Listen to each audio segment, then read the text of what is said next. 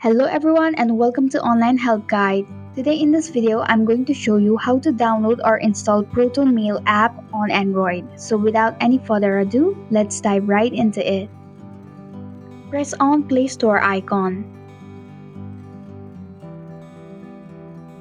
Then click on the search bar and search for Proton Mail app.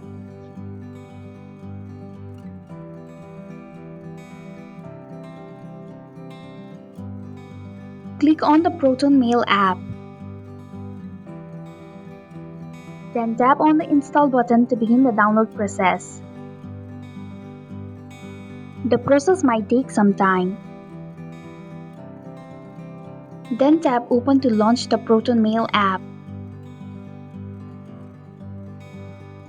And that's it. Watching the online help guide. I hope this video was helpful.